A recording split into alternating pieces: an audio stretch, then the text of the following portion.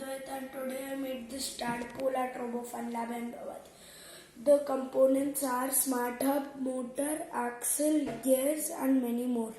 So in this, I have programmed it to go ahead for 3 seconds.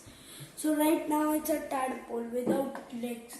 So after I show you how this moves, I will show you how a froglet moves with legs. So when they are froglets, they form legs.